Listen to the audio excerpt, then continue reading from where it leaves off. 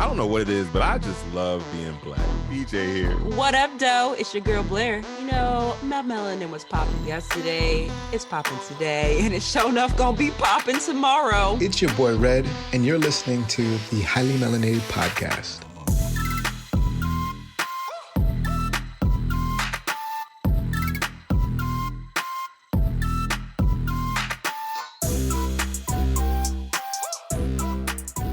Hey guys. Welcome back to another episode of Highly Melanated Podcast, the safe space where it is okay to talk your shit. I'm just flowing off the top of my head just based on, talk your shit, okay? Mm-hmm. PJ is excited because my birthday tomorrow, or was yesterday. Reminder everybody. My birthday was yesterday. Tomorrow. Okay. Red. My birthday is not tomorrow, but I'm still excited because the people for the last show that I did, they sent me another audition. So we'll see what happens with that. So Red, I'm excited for celebrations all around the room. For Antigone? For Antigone, it's a different Antigone, but for a different show. So we'll see how that goes. That's awesome. That is fucking beautiful, bro. I'm happy for you. Excited. Blair, my birthday next week. Blair. Okay. I'm so mad because I'm like, I really want to have our birthdays together, but for those who don't know, mine and PJ's birthdays are literally a week apart. Literally. And ladies and gentlemen, we have a special guest for you. We have someone on the mic here. She is a licensed funeral director. She is an educator. Period. He is an educator. We need those. And like I said, talk your shit. She's a shit talker. Okay. And she's here with us. What's up, Shawnette? What's up, everybody? Hi. And Shawnette, what are you? I'm a shit talker. She's like, listen, don't get it twisted. It was understood. It's already been explained. Yeah, I'm a New York State licensed funeral director. Specifically, family service pre-planning is a specialty for me. And just working with families, making sure that their final needs are met. But I'm also an educator. So I did go back and teach crematory and cemetery operations once I graduated, but every family that I come in contact with, it's my job to educate them on funeral service because it's not something that most people don't get an opportunity to do it more than once. Mm-hmm. And when they meet me, it's rare, but it does happen, but it's rare that it's a person that's educated on what they need to know. So it's my job to make sure that they know. Nice. Thank you. Nice. I'm so actually happy that you're here. Like I want all you guys to know that once upon a time, I was driving a hearse. For those of you who know that I drive a hearse, right? And every now and again, I'll get a new funeral director that I've never worked with before. And so one day I happened to work with Shawnette, and as I said with my TikTok, if you happen to be one of the families that I ever talk about, don't get mad, just do better. But I'll say this, Shawnette was about her shit. She knew what she was doing, and we had such amazing energy together that I knew I was in a safe space, and I felt like I hope that I gave that same energy in return. To let her know that, because there are a lot of hearse drivers and a lot of limo drivers that just do one thing and they don't want to do anything. And I want to make sure that I'm there and I'm helpful. And I've learned to be part of people's services. I've actually enjoyed doing it for as long as I've been doing it, minus the nonsense. But that's how I met this beautiful sister. And I was just like, I can't wait for the time when our actual paths cross outside of this industry. So like, this is like not step one, but because we've already, been doing, our little conversations here and there, but I'm just glad to finally have her on the show. So thank you so much for choosing to be Thank you. here. Thank you so much. I'm so happy to be here. I don't know if I told you. I mean, I did kind of tell you briefly you were on live, but when we met, I was just 2 weeks before assaulted by my ex. And I was still looking over my shoulder everywhere I went. And I met you, and in that church, I was safe. I was Wow. safe with you. Oh, Thank you for sharing that with us. yeah, Yeah, that means a lot. it does. It No. does. It does. I mean, when I say I stopped looking over my shoulder, we had moments where we laughed. We laughed about the person that went in the bathroom. What did Okay. I say? Oh, Was I about oh to Why? say no. that? Was I about to say Go it? home. But it was really a safe space. And even when the pastor was trying to usurp her family, because her family was the one that were grieving, he had my back. He's like, how you want to do this? Mhm. And we got it done. We got it done. So definitely you are a professional and a safe space for me too. Okay. Wow. Oh, wow.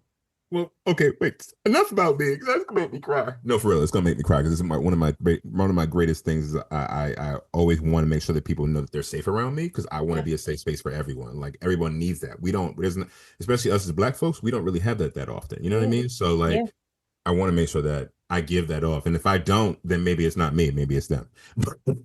so so anyway, in other news, guys, how have you guys weeks been? How have you been, guys? So Um, Pretty good.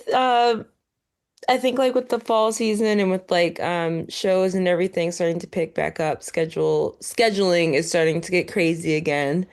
But you know, we love it. That's what we're here for. So yeah, just been busy with work. Been working on some fun projects lately, so that's been really great.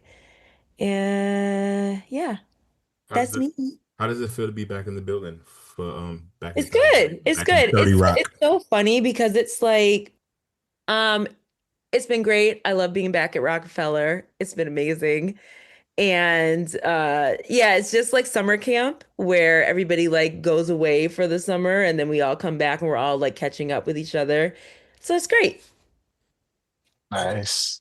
That's nice. It's nice when you like going to work, when your colleagues and coworkers, it feels like camp, Yeah. because it makes your day like you're making your living, but it's something you enjoy. Exactly. And you're enjoying your day, you're enjoying your time together. And, you Yeah. know, it's so funny because like even though it is like, set in the world of, entertainment, it still is just like an office atmosphere where like, there are people in the office that you get along with, and there are people in the office that you don't necessarily get along with. And there's people that you learn everybody's vibes, and it's a whole kind of ebb and flow kind of Mm, situation. So, mm, hmm mm.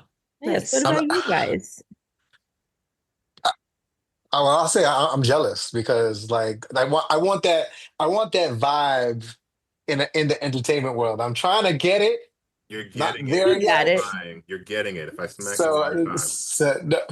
so no, I am happy to hear that you're acclimated back. For me, I've just been terribly busy. I feel like October just started and And it's already gone.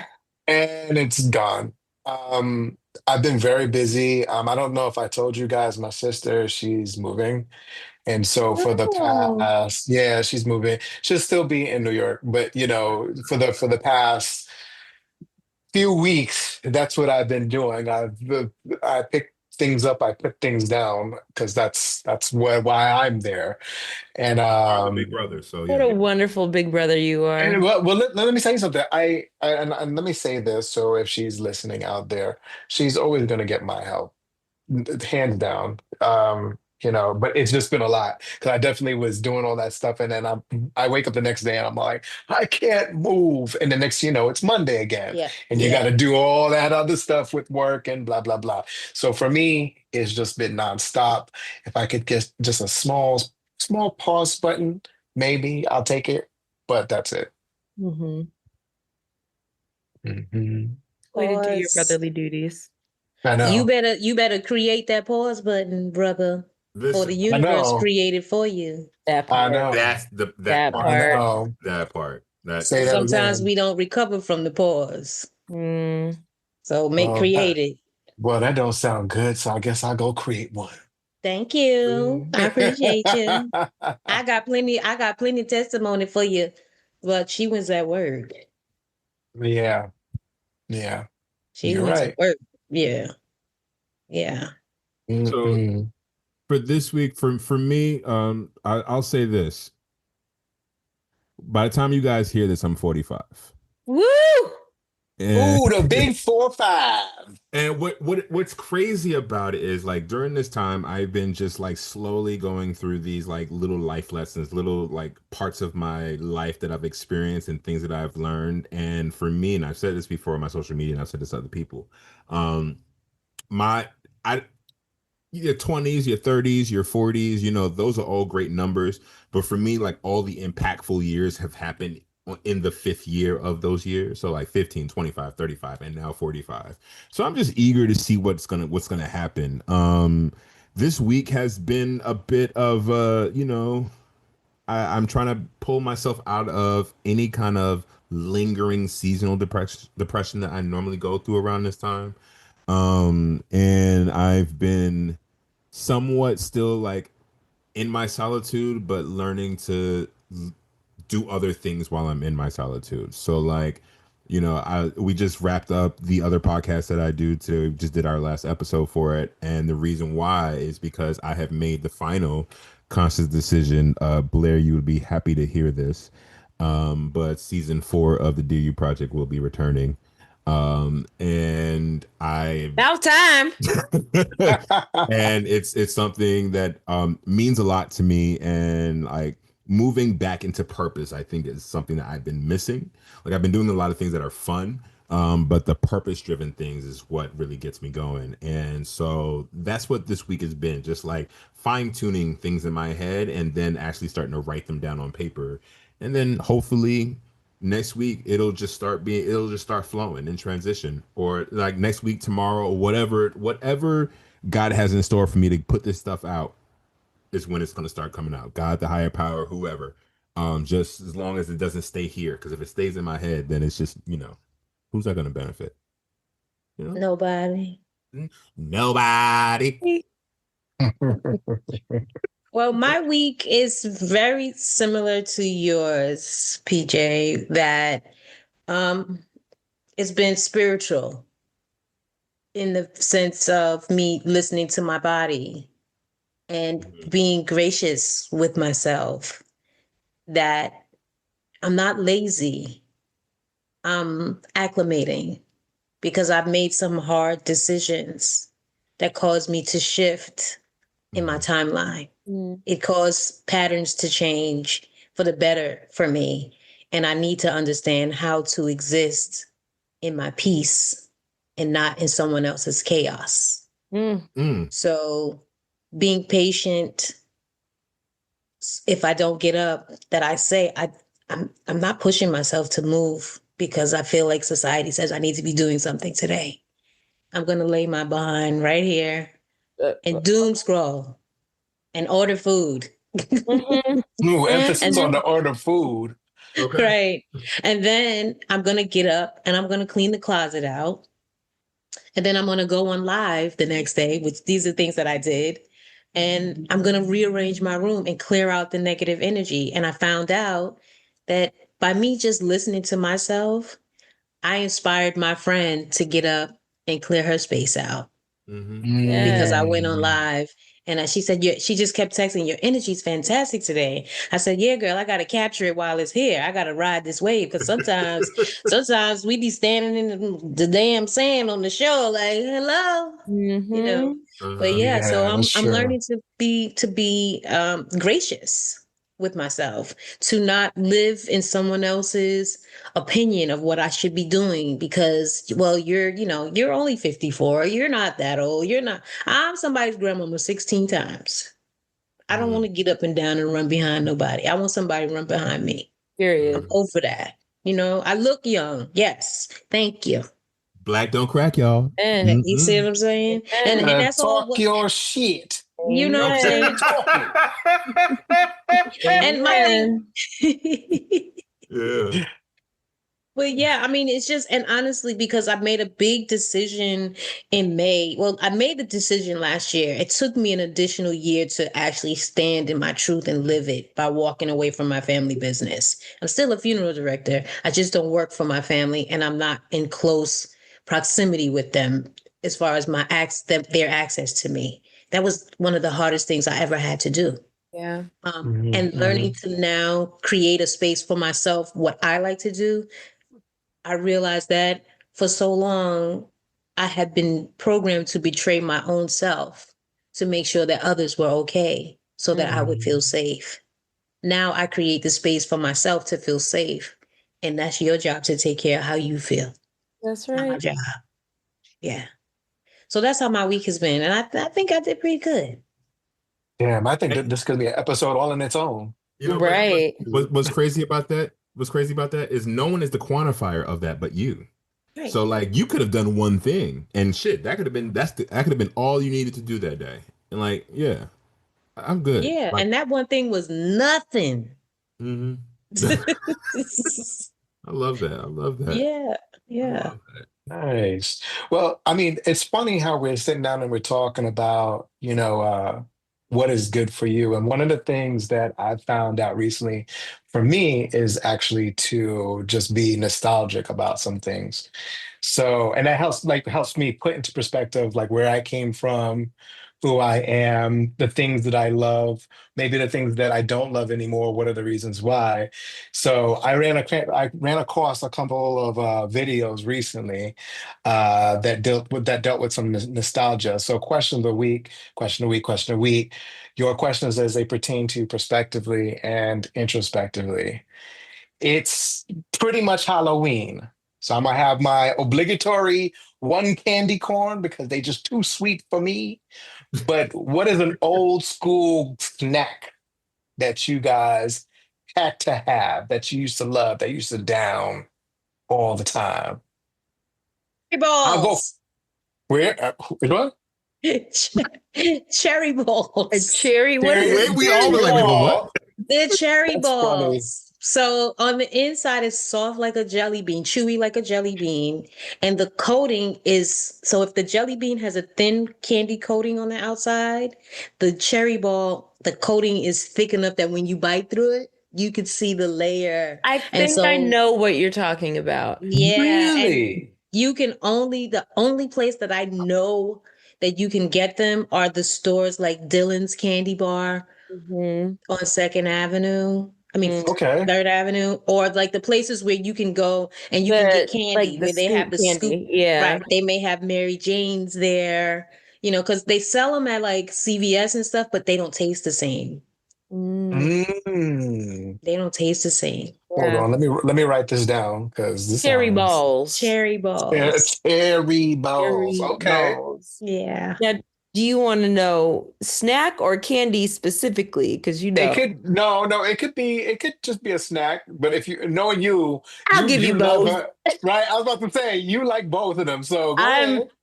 I'm a candy connoisseur, so an old school candy that I still love and still go ham and cheese on are Tootsie Rolls, the midgets, the small Tootsie Rolls. Love those. Um, I also love They're like they're the they're called little ones. candies. They're called little candies, not midgets. No, they're called No, midget. I Oh, know. how dare you? Go ahead, go ahead. Or midgies or whatever it is. Yes, the little candies. Um, I love those. But it's like you said, like an old school snack. My favorite, like after school snack when I was in like middle school, elementary school, was to come home and take some Jif peanut butter, creamy, not crunchy. It had to be creamy, peanut butter, and put it on a Ritz cracker.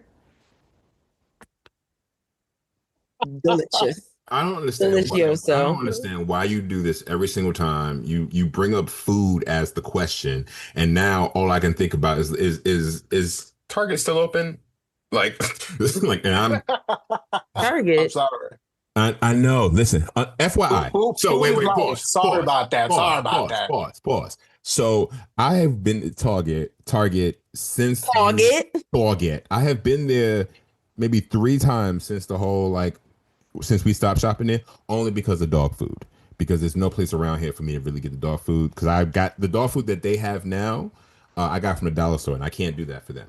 Yeah. So, and I didn't have it financially to order it online. So I got cash. Let me go ahead, and fucking walk in this goddamn Target. It's not even Target anymore. It's Target Target. now. Yeah. And I hate going in there, but I don't even know why I thought you just makes me now. What is open? The corner store, and I don't want to do the corner store no more. Sure. Um, so I'll take a bite for a page from Blair's book. We'll talk about both. Candy, I can't get enough of, and I've always used to love these as a kid. The peach rings, the jelly rings. Okay, the peach rings. Okay. Haribo peach rings. Uh, I don't know what they're called. They're just called in my mouth.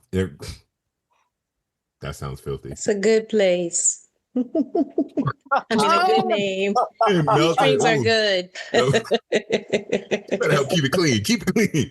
No, but no, I love those things. Just the peach ones. No, none of the apple green. I don't know why. Why do people like that flavor? That's disgusting to me. But hey, I'm not in nobody else's mouth. Well. Here we go.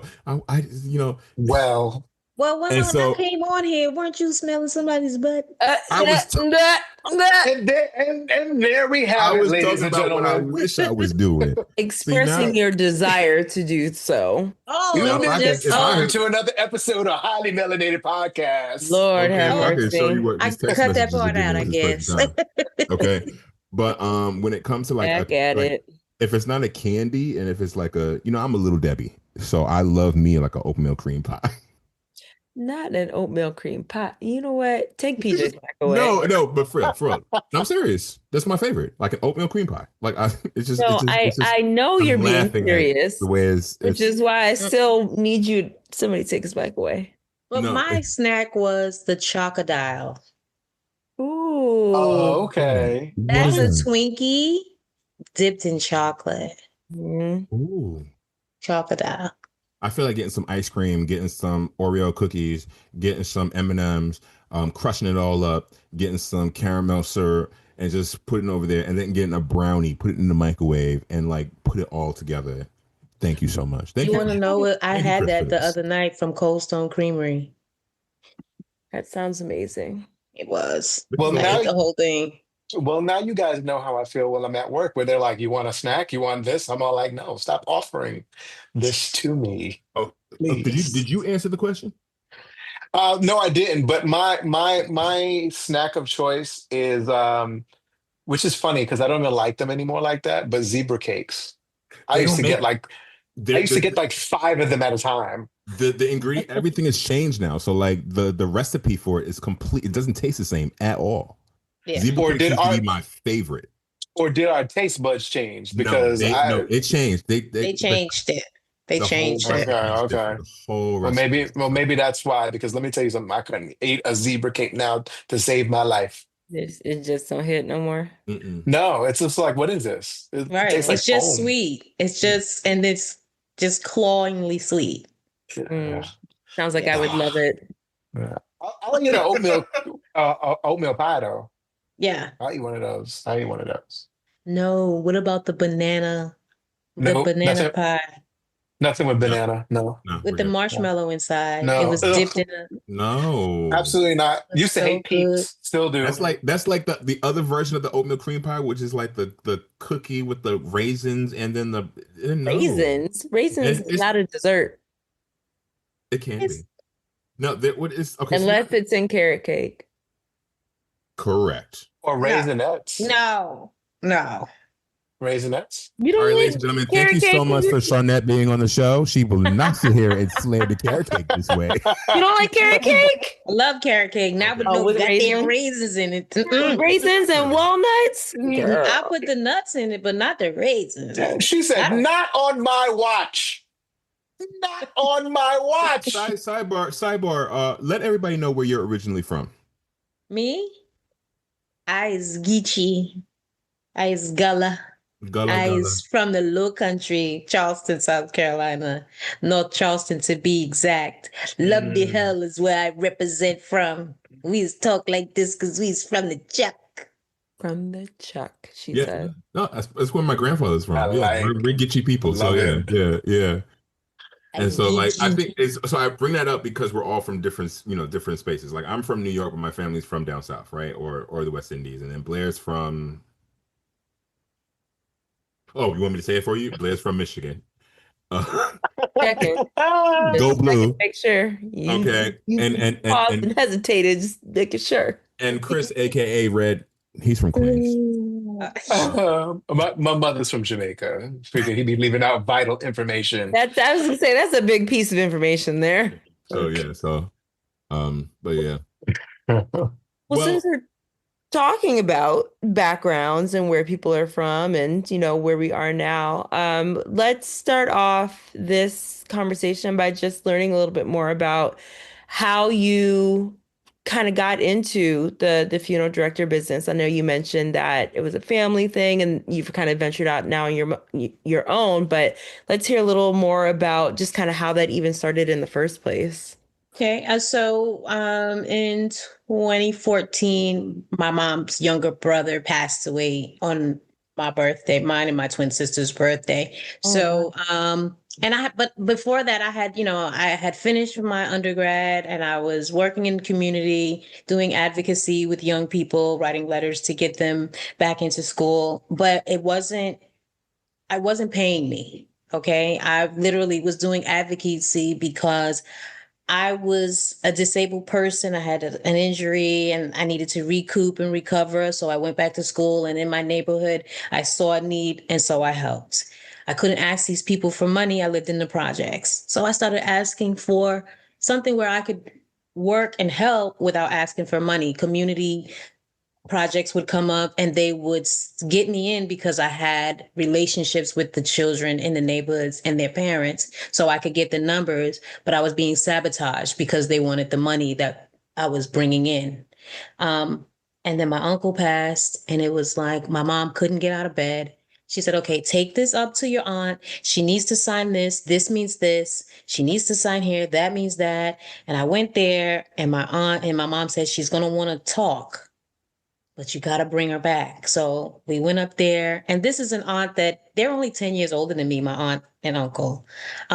So we were in a place where we were friends, and they were mentors and quasi parents to me. So she was a friend in that moment. So she would talk and she would laugh, and then she would go off and she would cry, and we both cried. And then I would say, okay, auntie. And we go back and I explained it. She signed. And at the end, she said, I'm so glad you did this. You're so good at this.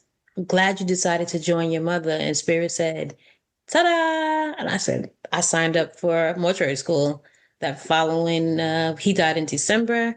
By February, I was signed up. Hmm. Yeah. Wow. how So it's old were you? kind of like How old was I? 40 something. I graduated at 45. So I did mortuary school. I got an associate's degree in 1 year because I went in with a bachelor's in biology and anthropology. So I had the science down. I just needed to learn the science as it related to a dead body as opposed to a living body. Embalming was my hardest class because I had to shift the circulation of blood from a live body to a dead body, and it's a different circulation. But I yeah. got it. I got the highest grades in the school for 2 semesters straight. I only did Oh, 3. Period. Yeah. oh, We not surprised. We not surprised over here. okay. Talk your shit. Yeah, I'm Talk talking your it. And shit. is. And is. Okay. So it was kind of like you felt like it was more or less ordained, like that was just going to be like your path to follow. What did it feel like to just kind of have like that confirmation that like yes, you're doing what you're supposed to be doing? It felt like I took a deep breath for the first time, that I finally knew what I wanted to do because everything else was so ambiguous. My degree, biology and anthropology. Who do you know that has that degree? I Mm. talked some shit. I was tired of being in school. Okay. And I needed to get out. When I went to school, I thought I wanted to be an anthropologist. I wanted to study my culture. So I tailored that part. I studied the things that pertain to my culture. My children's father, his mom was from Venezuela. So my kids didn't, people were constantly telling them that they were not Black, telling him that he Mm. was not Black. So I knew my culture. So I decided I was going to study African influences on Caribbean cultures and Hispanic cultures. So I was able to give my children the understanding of who they are on my side, which I found out is the same shit. They just spoke Spanish. Mm-hmm. Right. Surprise, surprise. Right. So it gave me and my children a different level of pride, right? But then I was in school and I became a disabled person. I have a spinal cord injury. So I'm like, okay, well, I need to know, I want to go to medical school now. But I kind of leaned towards genetics in that study.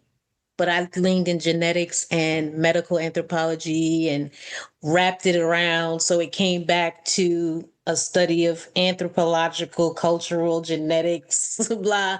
And I put them together and I went to the heads of the anthropology and biology department and I told them what I felt like my studies had done. And they said, okay, we sign off. I combined two minors and made a major. So Mm-hmm. I have a social science, biology, anthropological degree. Yeah. Oh, I like that. Yeah, I feel like there's like so much like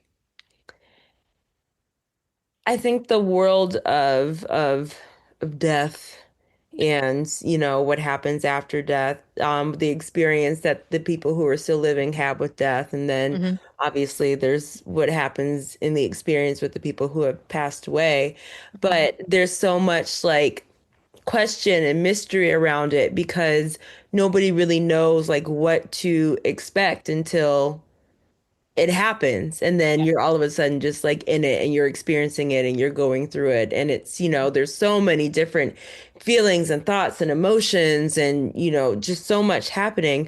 So I don't know. I find it interesting that like you having like this study of people, this study of culture, this study of, how the body works. It all applies to this area. And, you're able to be able to speak essentially to kind of both sides of the fence there, talk to the people who are still, grieving the loss of the person, but then also too on the deceased side, walking their, human form, still through the process kind of thing. Yes. So, Yeah. So and I'm glad you touched on that because most people don't understand how that first degree connects to this degree, how it empowered me. It gave me a purview. First of all, I'm a Sagittarius, so I'm an anthropologist, a hunter by nature. I'm studying your moves.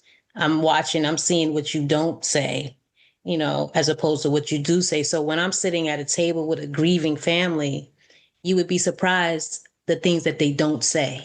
Correct.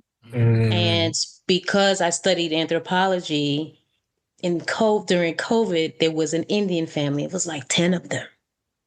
We had to let them in. Why? There's a dynamic that played out.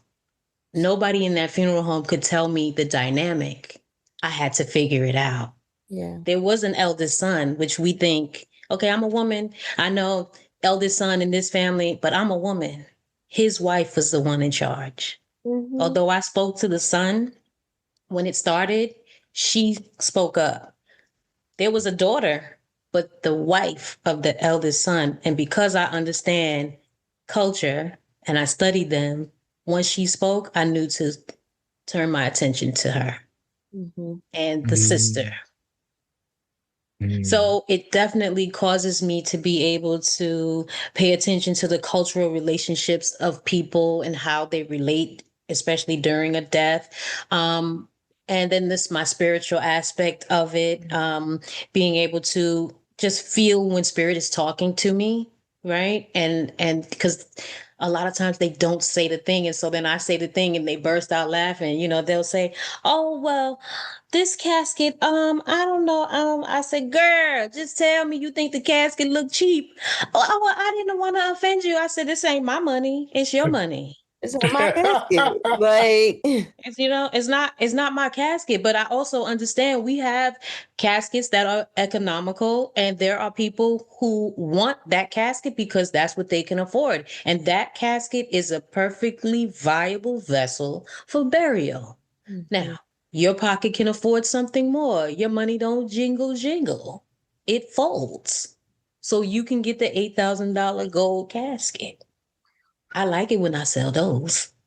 I'm sure you do. Yeah. Okay, But ultimately, it's good when you make a good sale because there are people who want to spend money. It's better when you can sit with the family, pay attention to what they don't say, and bring an understanding that they say, "Oh, thank you. I didn't know how I was going to say that to you." Mm. Because even though you tell them to tell you everything, there's always this piece. It's like going to the doctor and being afraid to tell the doctor of a symptom because you don't want him to tell you something. Yeah. Or you're embarrassed or whatever it Yeah. is. So Yeah. So it's the same thing. So before Go we ahead. get too deep in this conversation, I want to just give this disclaimer, at least to all the people who are listening. I have been talking for the longest about like this new profession that I've been working in now for like what going on. This will be my like damn shit time flies. It'll be Tamika passed away 3 years ago. This will be my third going on fourth year doing this. Mm. And I just want to give a little quick disclaimer that this conversation may seem doom and gloom, but this is also a conversation that is needed for us because a lot of us don't know what to do. A lot of us haven't been put in situations to actually be the one to handle funeral services or just feel like, oh, I can't deal, I can't deal, I can't deal.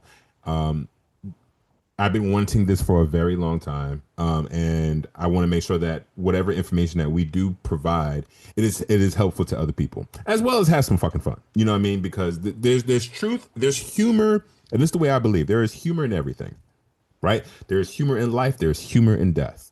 As tragic as it can be, I've heard some funny stories, and I know that you have them as well. But we're not here. We're not here to disrespect any families or anything No. that has. That's not anything that we're going to do. So that's the main disclaimer I wanted to say.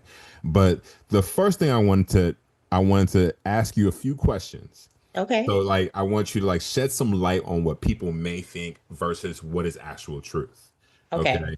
The funeral business itself, everything is a money bit.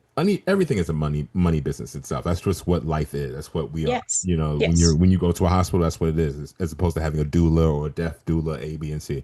Um, a lot of people just believe that all funeral homes or all people who do this are extremely rich and all they do is just want your money. Can you please like shed some light on that really quick and just like Absolutely not. yeah. Especially in the Black funeral homes or Latino funeral homes. What I will tell you is that every funeral home is priced um, as per their demographic. So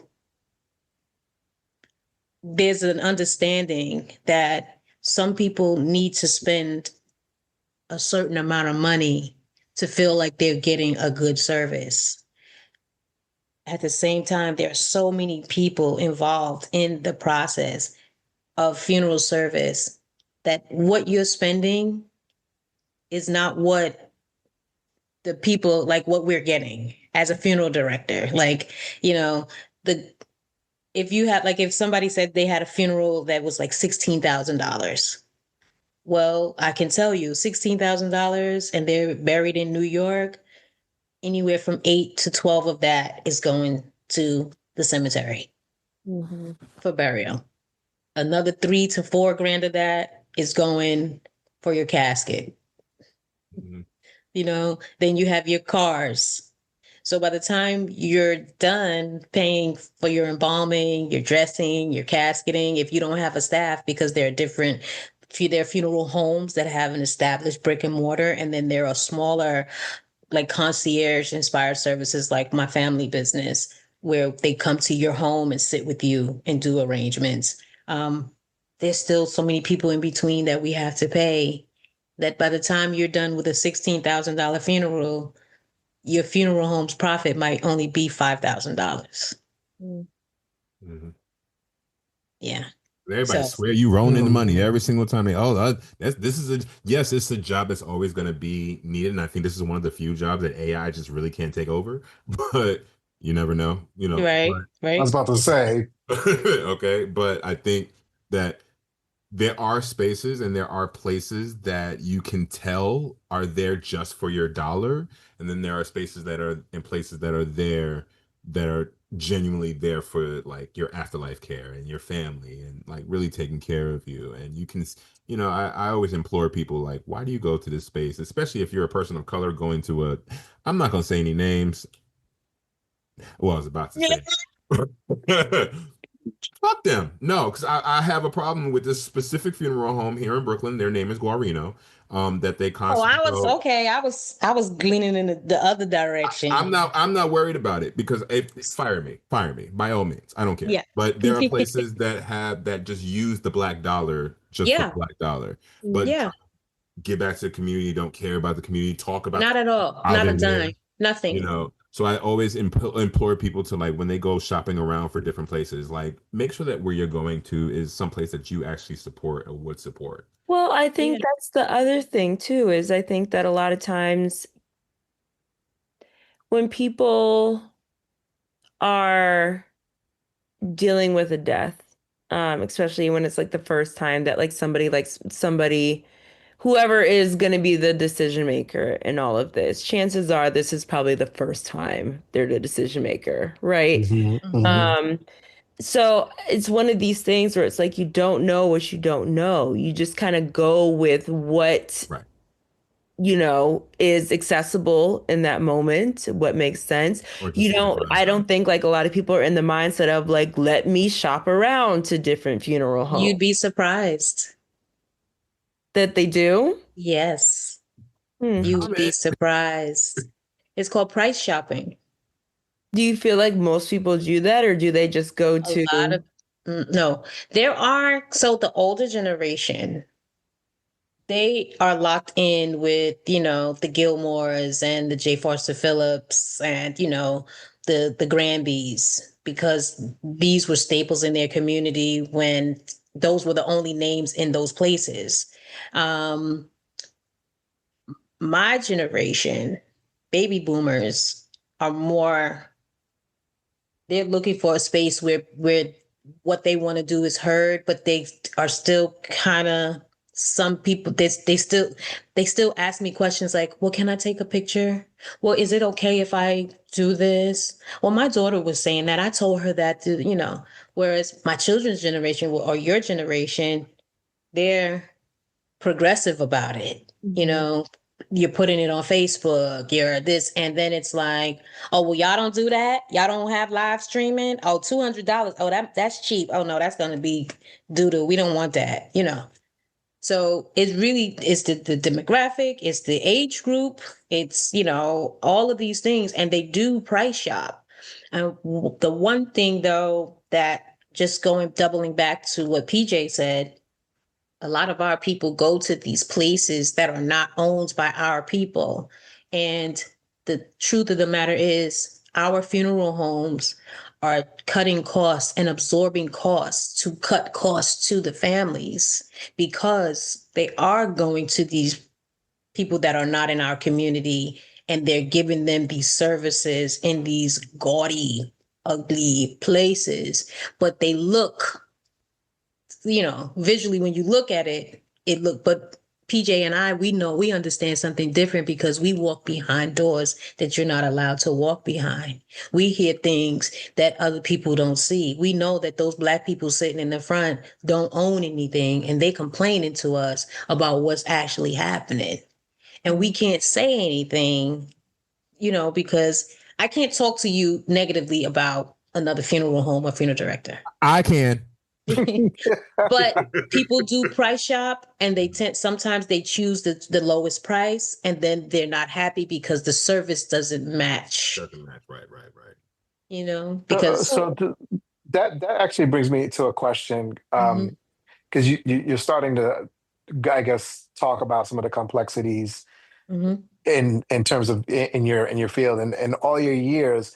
What has been the biggest, I guess, hurdle or the most difficult thing that you've had to deal with? Like you're dealing with family emotions, you're dealing with culture, you're dealing with the business of it. Owners and management. Yeah, Owners and it's al- management. it's funny how that works, right? It's always that. Yeah, because for me, the reason that I came into this industry is to help people that are grieving. So when they lose their shit on me and they curse me out or whatever, I have something to say. Yeah. I know you're upset. And I know you're not upset with me because I just met you. And I'm Exactly. here to help you. And I will not accept that behavior. So if you Mm. want me to help you, you're Okay. going to bring it down so we can move forward. Mm. Otherwise, I'm sending you a level. No, I'm just kidding. I'm not. Shit. I've had to I'm do leaving them that on the during the side of the highway. pandemic. I've had to do that. No. You Oh, know, that when I was, shit. I And so what, did. I mean, she was harassing and menacing my mom, and my mom was, Oh, we're not doing suffering. that. She had anxiety. She was like scared. Oh And no. this, I We're had not to doing tell that. this girl, like, listen, this is what it is. But she started to get loud, and I said, I'm going to solve this for you. I'm going to solve this for you right now. I'm not going to let you kill my mother. When she got up and made sure to pick your mother up and make sure you felt safe. So you're not going to kill mine because my mother's trying to help you with your dead one. So Mm. I'm going to send your mom back to the medical examiner if you don't have my money. and see, I think the people, I Mm. think there's a thin line between people do strange things when grief happens. Like there's Yeah. a very, very thin line Yeah. because I can I understand the whole idea of, again, and I only understand the tail end of it because I get it at the very, very end of everything. I'm Yeah. not the one like the funeral director or the person who's done the embalming or the person who even picked up the body to deal with like going in a person's home, however people keep their nasty, filthy, dirty homes, or clean, or Yeah. just have to deal whatever you have to go through to get what you need to make sure that you're trying to do everything that you can do to take care of Yeah. this person. And then at the end of the day, it's like going to a fancy restaurant and you ordering this amazing thing, like this filet mignon, knowing that you got cheeseburger pockets. And you want it to be a very specific way, and then you start talking down to the waiters, to the staff, this and that, whatever. When all you had to do, which while we know that it's a tough time, but you catch more bees with honey, But but not but I'm everybody glad. not everybody is built that way, nor does everybody is trained to deal with their emotions in a way that's conducive for all parties involved. Yeah. But I'm glad that you said that because that I kind of like disagree with the first part, but agree with the second part What that part you you just disagree with? Let's mentioned. go with it first. No, go ahead. But because I think grief does a lot of different things to you, and sometimes it can show the worst side of us. But I believe that some people are just like that, and Yes. and because they've always been like that, you're now dealing with the hardest, arguably the hardest part of your life, and you think that you could just talk to people any old kind of way. Yeah. If you learned any manners or you learned how to talk to people, at any point in your life, you know that you can't just say any old thing to any person. And so, Shawnette, I am glad that you stuck up for yourself because that's one thing that I do not like. I do not like when people mistreat other people, especially if they're just trying to be helpful and just be there Working Exactly. in They're just service for is trying to not be you. easy. Yeah, helpful. yeah, yeah. Yeah. Well, That's awful. the one thing that I learned, because we have to do continuing ed classes, and one of the things that it asks us, like in conflict resolution, what do you do if a person is getting loud and they're being aggressive? Do you walk away? What do you do? Well, the first thing is I know this person is grieving. So my job is to try to de-escalate it. Sometimes to de-escalate something is to reach the same level as this person without the emotion that they have. So when I told her that I'm going to send your mother back to the medical examiner, I'm not yelling. I'm not even upset. I need you to understand that there's a boundary here. Mhm. And what you're doing is crossing the line. And so now, and you're crossing the line between my business and my family. I'm not playing with you when it comes to my mom. Yeah. We still can do this, but we're not going to do this, what you're Right. doing. The sister came up from Florida and brought the money. So we were able to move forward. And sometimes it's just like that. Sometimes we meet people at that table, arrangements table, that are grieving. And a lot of times, every time, they are hyper or hypo. Meaning, if you're organized, you're coming in, you have a book, each page is laminated, but you can't find anything in the book. And everything is right in front of you. Or you're so disconnected, distraught, you can't make a decision. I could tell you the sky is purple and you would believe me. And my job is to make sure that you are not engaging with a stranger when your loved one dies. My job is to listen to you and say to you, because they'll say, oh, well, Sister Shirley said we need to have 4 limos. I said, is she paying for it? Oh, no, she's not. I said, then no, because you have a family. Your mother left you an insurance policy. She wanted you said to me, she didn't like that. Take care of your mother, because when this is done, you still have a family to take care of. Oh, thank you. So Sometimes they forget to breathe. Yeah. So I'm glad you brought that up. So like let's shifting this on a little bit further down to the process, right? Insurance policies. Mm-hmm. Correct me if I'm wrong. If let's say I was pick up a policy today Yeah. and I got hit by a bus next week, Yeah. does that policy hold weight? No, it is And why? completely contestable. So there's a 2-year period that an insurance company can contest an insurance policy. And that just means we need to see how long you had this policy. Were you sick when you bought this and you lied to us? Anything. So typically, there is a 2-year period where any life insurance policy is in its contestable period. Sometimes insurance companies will honor it depending on how close to the end of the 2-year journey you are. And, I guess I don't really know what the criteria is to make them say yes, but you need to have it for at least 2 years. So it's not contestable. Good to know.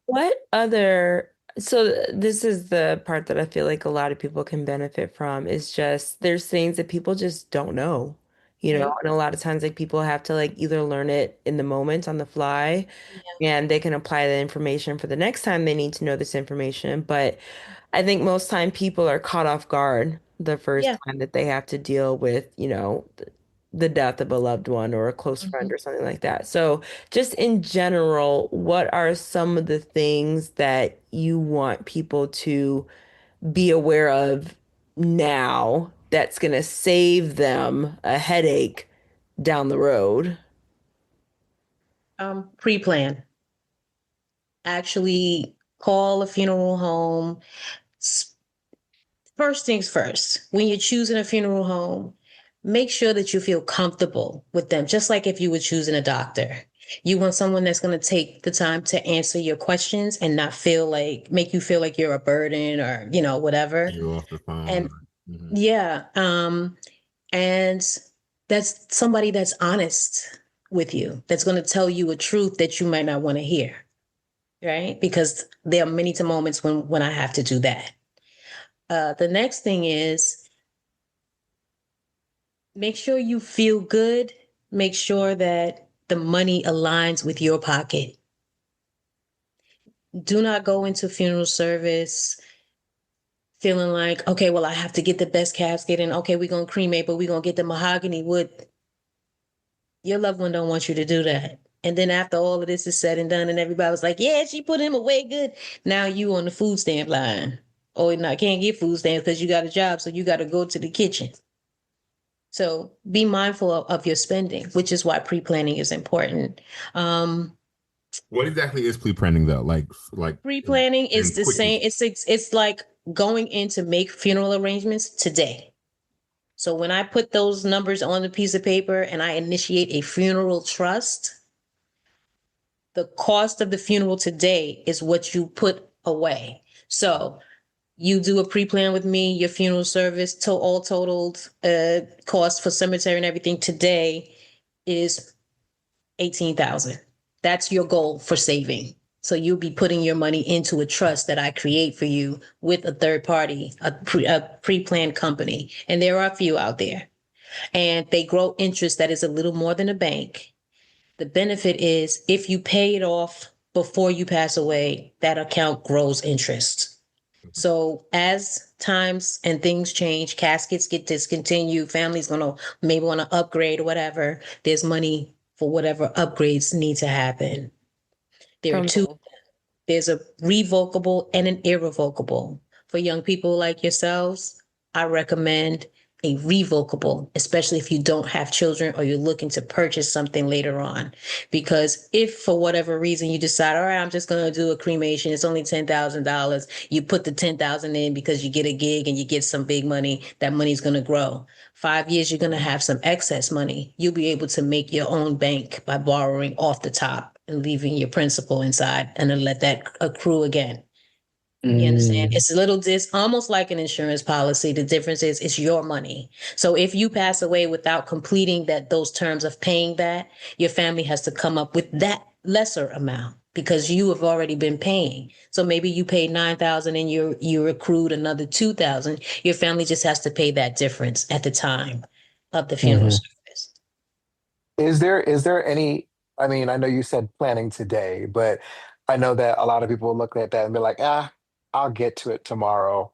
You know, a lot of people do that. And Mhm. so is there a is there a age range that you or a time frame that you think like you really should be like looking into this now? I know that's like a different, like maybe not the best question to ask, Every but I age. No, it's a great It's a great question. question. It's a great question. yeah.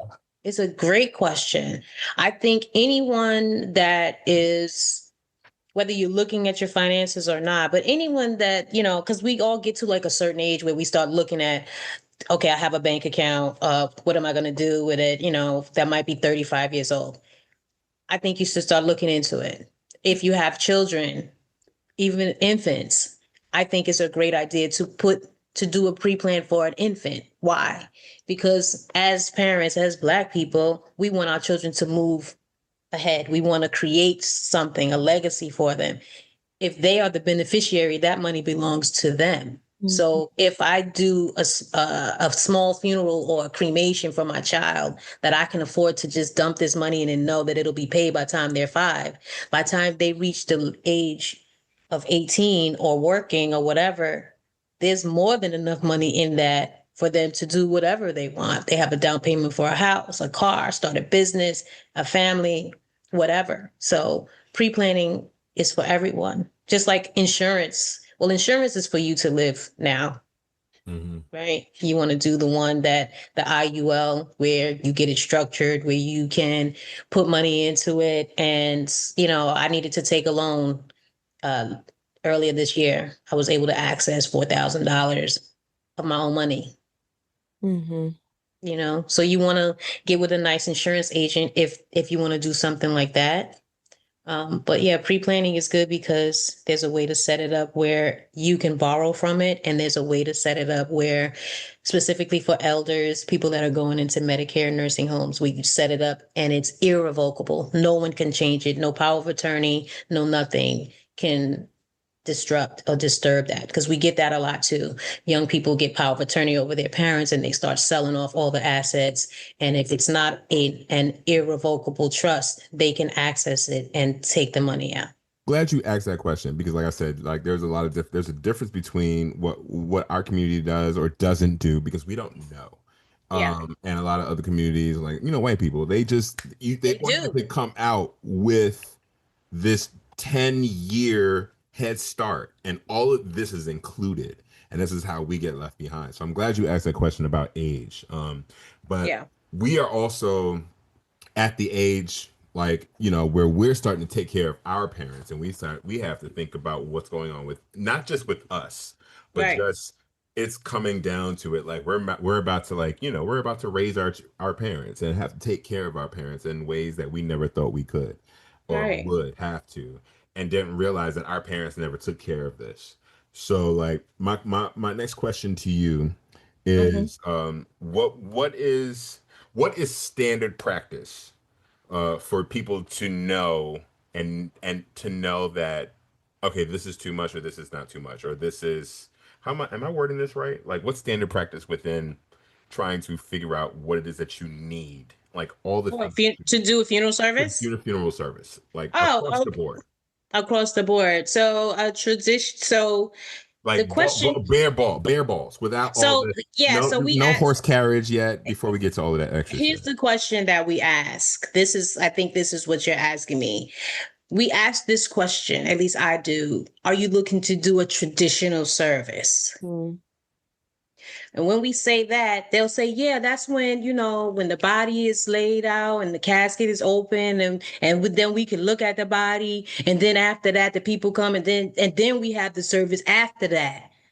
That's a traditional service. If you say that to me, I know exactly how much money you need up to where you're going to have the service at, if you're going to have it. So then I'll say, well, did you want to have it in a funeral home or at a church? Mm-hmm. Because that changes things for me. So now I know how much money to put down for that. Then Mhm. I'll ask you, okay, so if you're telling me it's at the church, I already know automatically I need a limo. I mean, I need a hearse, Yeah.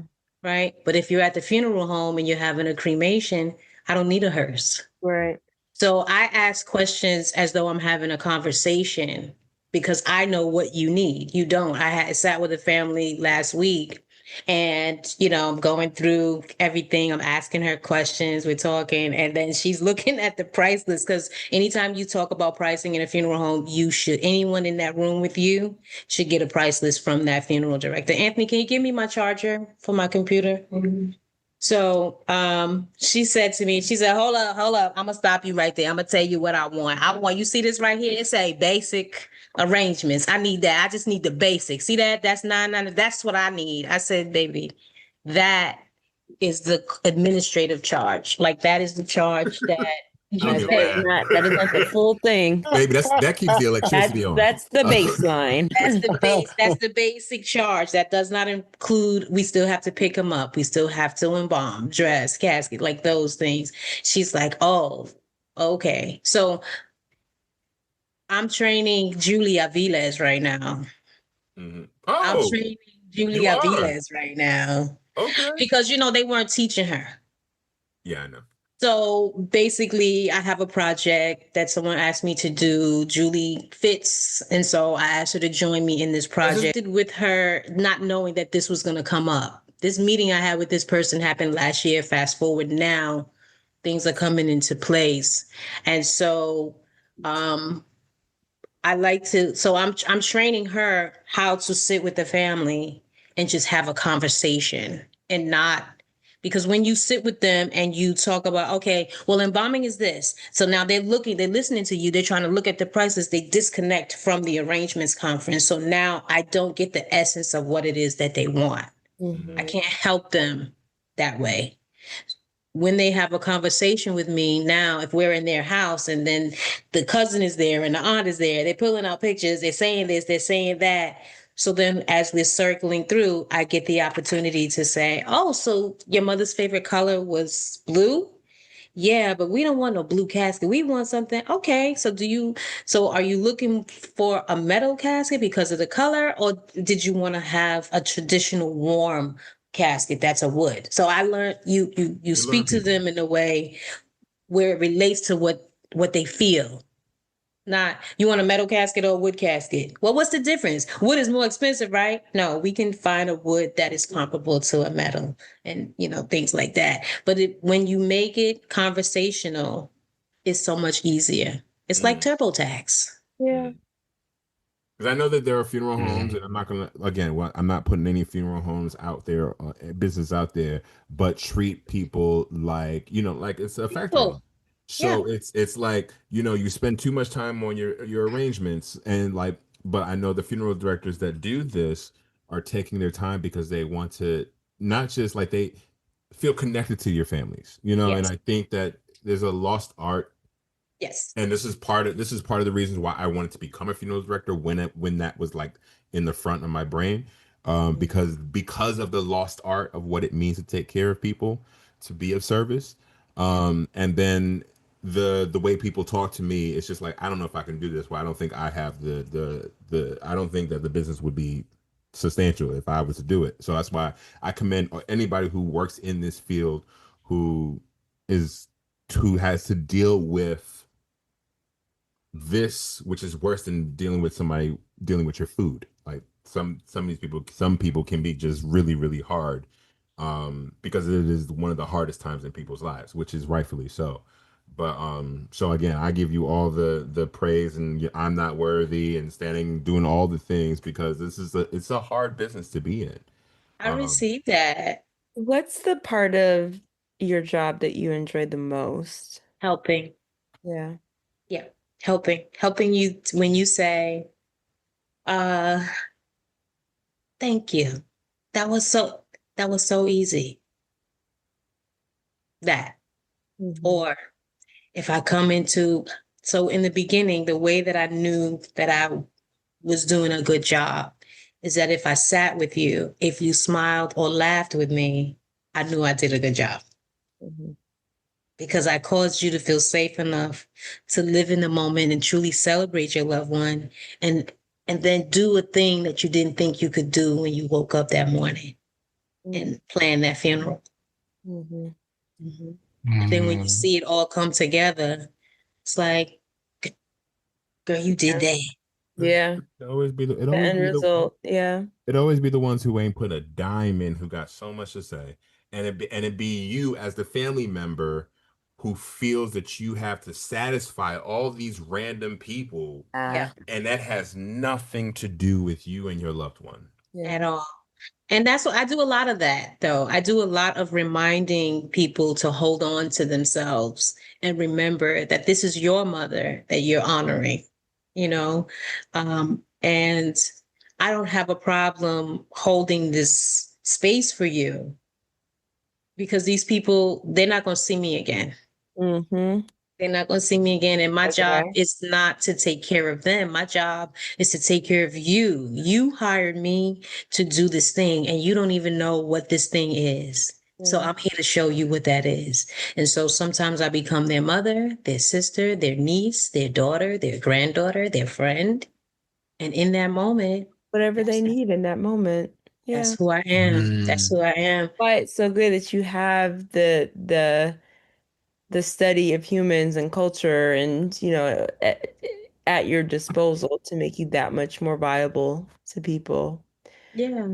Um, I wanted to ask as we start to kind of close, I'm curious, like what is the most interesting request that somebody has made Mm. for a funeral service? Something that's very Mhm. unique, something that even maybe like the first time they requested it, you were like, "Well, I've never heard of such a thing before. Let me see how we can make this happen." They didn't want to play um gospel music or any religious music. In the They church. literally had a DJ in the funeral home. And when the pastor opened with the opening prayer, the first song was, thank you, Heavenly Father, for shining your. So the crowd was up. So me and my sister did this service at Sealy Kyler. Are you familiar with Sealy Kyler? Mhm. So we were downstairs in the big chapel, and then there was overflow in the small chapel. So when the DJ turned the music on, I went up to the front to get people to dance, and the sisters were getting up. So my sister got up and she got the sisters. So I went across the hall to get the other people up, and we were up and dancing. So when normally they would have a selection, it was another song celebrating their sister who had been in the world and she had been consumed by drugs, still raised her children to be close, came back home to their religion, to their church, and lived. And so we celebrated her with music, with a DJ. With a live DJ This Yeah. is up. on the Yeah. ones and twos. Yeah. And other things are things like things that you think like there was a minister and her son bought us this ratty, raggedy blonde wig. and she was darker than me, and her lipstick was that red like that rose. And I tried to comb it out as best I can. When he saw it, he was like, "That's her." When he sent us the picture, that was her. That was Holiday, I her. got the bike. You The know, other thing, the other thing, my manager got upset with me because the son said his mom was 93 and she liked red lipstick and she liked the cat eye. She didn't look 93. I'm doing her makeup and I'm hearing her saying, "Okay, honey, do it to make it a little bit thicker. I mean, you can barely see." My manager's like, "That's too thick. Take that off." I had the lipstick. That lipstick's too red. Take it off. The son came in. He said, I asked you to give her the cat eye. Like that needs to be more black, like up here, and the lipstick's not red enough." And I'm saying to my manager, "I tried to tell you." I had to tell you, you don't want to listen. Lady was in my ear like, "Honey, where's the red? Make that cat," because I can hear them sometimes, There's you some know? funeral, So, there's some funeral homes that are very much like they want their bodies to look a very specific way that really yeah, represents the funeral home. It doesn't represent said the how the family. person lived or how Yeah, the family wanted. right. I will say I will ask you this, and I want you to agree or disagree. Okay, Okay. Uh-oh. you ready for this? Yeah, it's an uh-oh question. Okay, Mm. if you have family members that have never ever stepped foot in the church, don't know how churches handle things, don't trust or believe in church, would you She's already recommend shaking your head. that they keep their loved one done in a church, or should they have it in the funeral home? Thank you. Use your audio because no one can hear this. No, I would not. I was shaking my head so hard, my head was slapping me in the face. Um, my ex's son was murdered 2 years ago, and they were in Georgia. His ex-wife was so distraught when she got there. The ME's office had a person there that ushered them through to like an ambulance chasing firm. We're having a service at a church, and he's asking his sister, once we get to Georgia, he's asking his sister, "Why didn't we use Shawnette's people?" She didn't have anything to say. I'm meeting the ex-wife for the first time, but I've known the kids since they were teenagers. This young man was in his 30s. It was a shit show. And I asked him, I said, "Did they counsel you to ask you if you were a religious family?" Because I know that they are not religious. Although they want to have Jesus in the house, you don't want those people in the church because they eat mushrooms and get high and call you at 4 o'clock in the morning. And so we have a video, a audio of the deceased talking to his friends. "Yeah, I'm so fucked up. I'm so fucking high." And then the baby brother's like, "Why the fuck are we here? My brother didn't even go to fucking church." And the man is trying to tell him, "You're in the house of the Lord." And now he wants to pull out.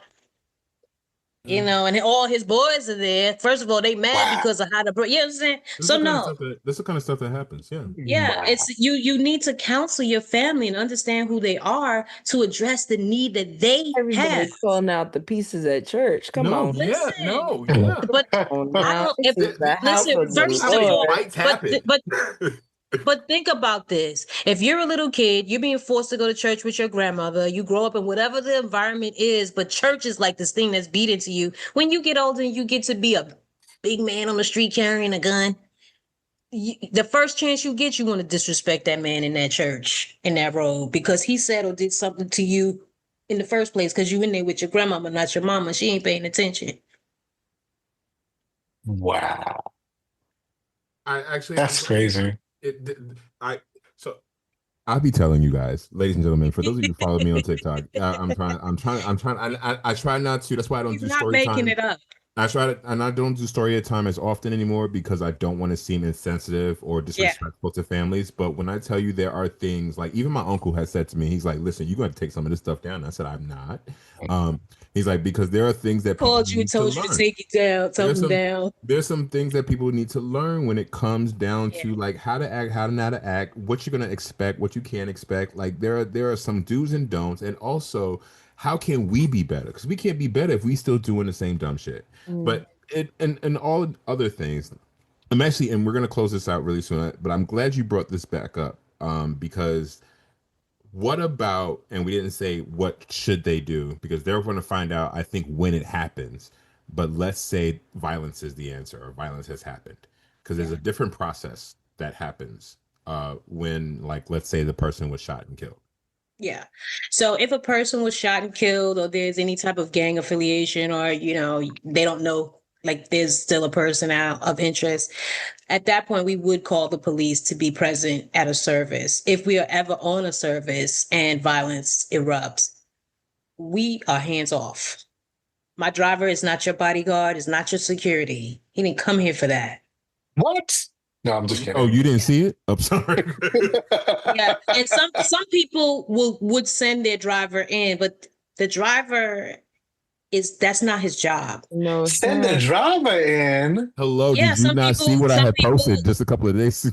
yeah, That's sometimes. And crazy. also, as a new funeral director or a new person to funeral service, what I learned is when they fall on the floor, we are not to pick them up. Mm. Let their family pick them up. Yeah. We're not even allowed to help people out the car because if you hurt something or break something, then it belongs to not the funeral home but the livery service. That Yeah, now it's their fault because we're right, not insured to. I'm not sure HHA. So, right. but They open the doors and that's it. Don't touch the doors. Let your driver open your door.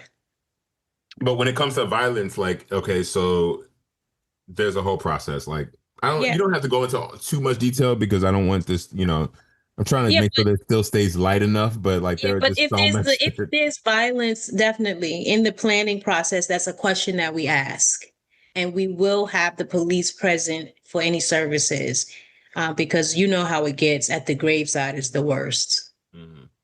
Yeah, yeah, but that, yeah, pretty much. So people start planning with pre-planning also goes within buying their cemetery plot, right? Yeah, so a pre-plan on a cemetery plot is something that you would do with the cemetery. Any monies that you put into a funeral trust is you can put the money for a cemetery cost in that. We don't recommend it because their prices go up every year. What we do recommend is that you go to the cemetery you want to go to, choose the space you want to go into, and make a deposit. Most of them want half up front. And, at the time of your passing, your loved ones will have to pay that balance. So let's say you go and secure a spot that's $10,000, you put down five because that's what they request. When you sit down with your funeral director, you can say, hey, listen, this is how much I owe on my cemetery. Can we add this cost here so I know I need to save this much more money?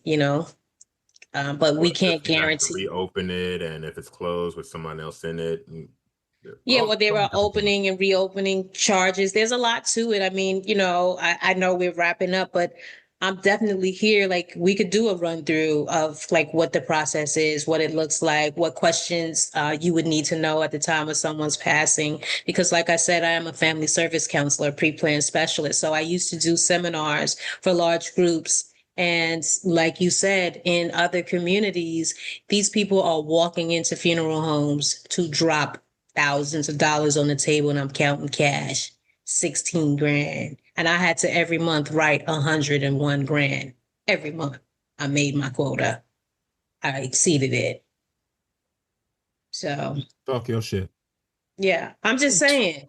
But it's different. It's just so different in these other funeral homes. They only are planning if their loved one is going on hospice or going into palliative care. And at that time, if it's palliative care or hospice, we have a chance to get the account set up. Palliative care, That's the end. we don't have time to even set it up. I'm telling you, this is how much you're gonna need because you'll be calling me next week. Mm. Yeah. Either one of you two have any closing questions before last? Uh, no, I don't think I have any closing No. questions. No. Did I answer your You did. I questions? mean, In just a You way? I did. feel You like did. you touched my normal question that I ask is just like what would you like to leave the listening audience with if they didn't hear anything else you said today? What's the one thing that you want to make sure that they walk away knowing. Don't be afraid of death because we're not who we are if we don't live. Mm. So preparing for your death is a gift and a protection for your family. Don't look at it as if I talk about it, I'm going to die. Look at it as I'm leaving this gift to my family that they don't have to think about this. That's good. Yeah, it's a gift Mhm. and a protection. Because the other thing is, some people spend money when they sad, honey. If you got $1 million policy, baby, your money going in the ground, and you buying 10 limousines, and For I'm getting what? buried in Gucci. For You've been what? there. For But what? also too, it is something that you can do for your loved ones to help ease the burden of the loss of you because it's already hard enough dealing with the fact that you lost somebody, but now you have to make all these arrangements, make all these decisions, this, that, and the third. And then on top of that, you have to think about what would they want? What would make them happy? How can I honor them in a way? If you take all the guesswork out of it for them, all they got to do is sign on the dotted line and show up. And they That's it. have the opportunity to really just focus on remembering and honoring you. Yeah. Yeah. Yeah. And the truth is, too, like some of the things we encountered when I was in corporate was that there were things that people didn't really know about their parents. Like this woman came in, her dad had done a pre plan. She came in and he didn't have his glasses on. Well, where are his glasses? He always had his glasses. Da, da, da, da, da. Fortunately, the pre plan specialist just happened to be there. And she had a copy. We make a copy, like if you make all your notes or whatever. He brought his book in and he's like, I did everything, blah. And he wrote, I do not want to be buried with my glasses. I hate the way they make me look. She was pissed at everybody. That person went, got that out of the file, showed in her father's handwriting what it was, and she stopped. And Mhm. she said, sorry, thank you. He did hate his glasses. But Mm. because she didn't get to plan it, in her mind, something was missing, and you guys missed it, but he took care of everything.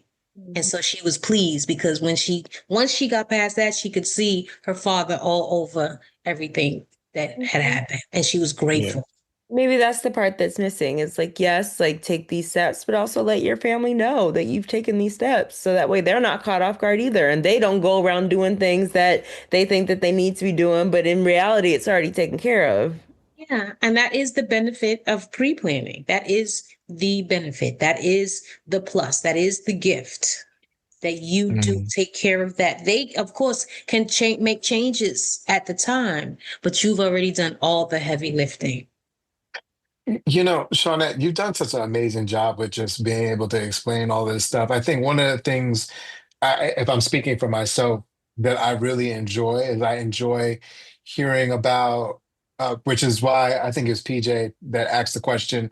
No, it was Blair that asked the question, like, what's the most interesting thing that you had happen to you? Like, that was going to be my question because I just love hearing about people because I work with people too.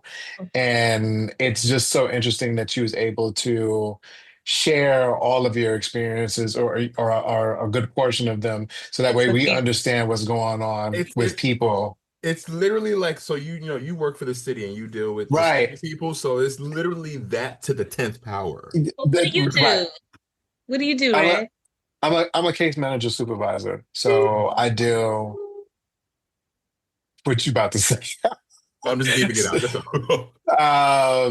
But yeah, no, I'm a case manager supervisor, so I deal with people who are often in this trauma, emergency, Crisis. urgent, Yeah. go, go, go, and it's weird, it's interesting, it's sometimes it's fun because you're learning about how people are dealing with stuff, and yeah. So thank you for sharing a lot of this with us. Mhm. Thank you. I do have a question for Red.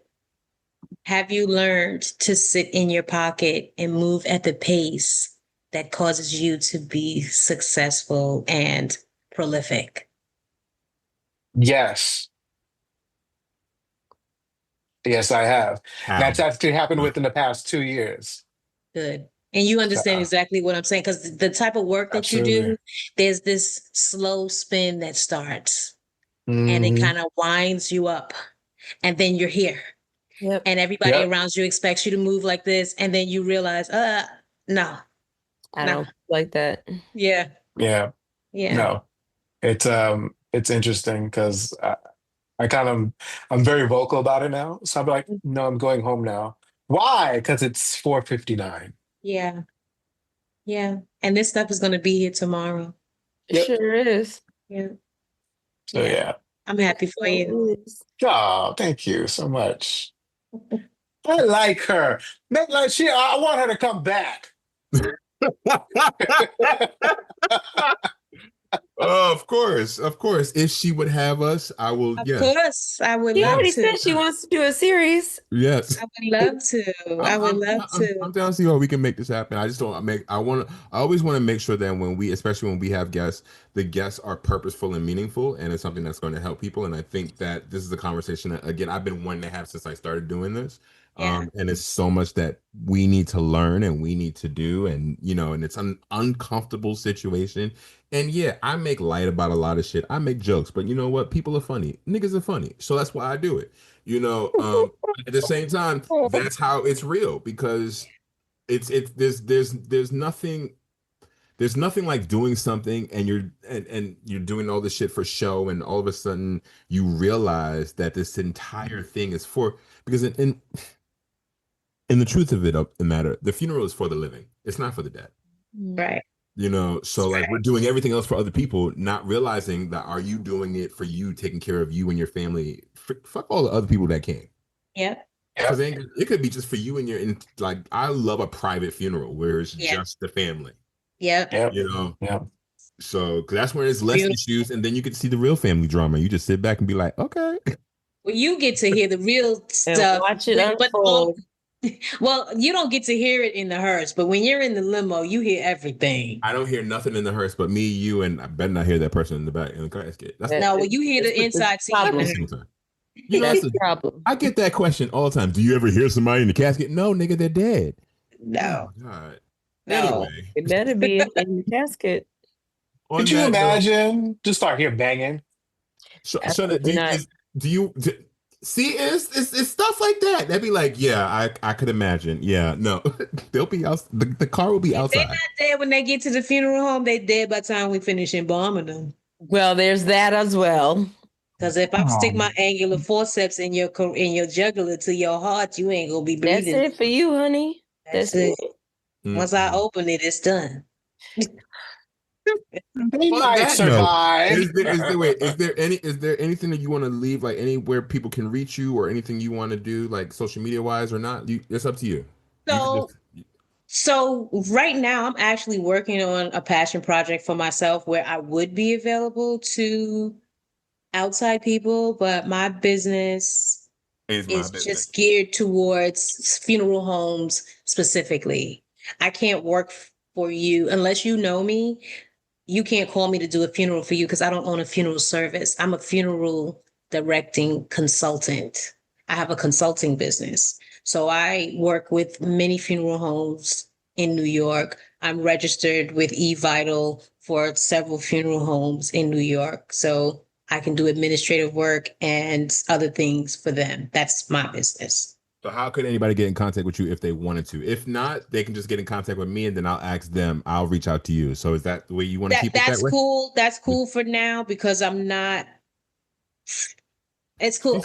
She said she don't If want none of somebody y'all know who just she. let No, them no. just let them reach out to you for now. Yeah. And then But of course, if someone wants to like have a sit down with me, that's great, because then I know they're coming through you. And I do have the ability to help someone if they need a loved one to be funeralized. I can help you.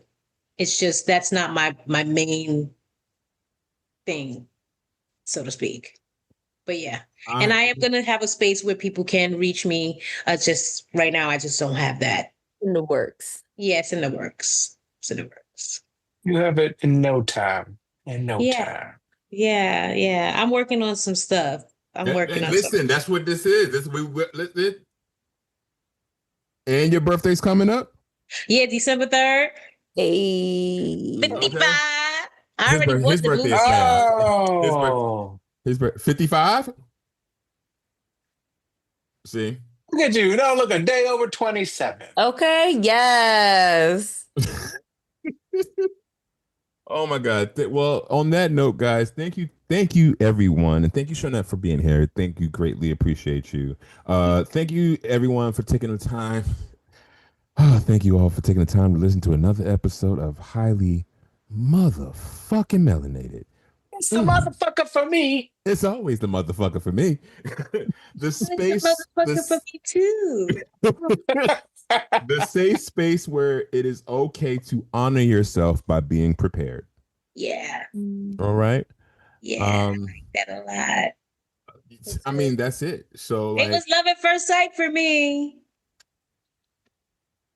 and you know what's so crazy? Because before we go, I know, right? So like there's a big chunk of me that like I still don't understand how people don't like know, like when I'm walking down the street, how do you not see all these dicks fall out my mouth? But I it's didn't. just I just don't know it. I was like, damn. I know. Thanks, Look, Mr. they G. both You do gave this. me a present. You know, I had eye candy the whole time. I was grieving, but it was like, wow. And he's the same sign. You know what I'm saying? But it was like, boy, this is so nice. It's so nice to be here. I sat next to him. I let my knee brush against his leg. And he was just like, I was like, ah, he's nice. you know, that's always, and I'm so honored again to just like hear that, because I just, that lets me know that I'm being authentically me, and I'm walking into spaces and people are appreciating what I have to give. I But see you. I thank see you. you. And I Even see even you. if they can't sample it. You see what I'm saying? I mean, That's just how good it is. Listen.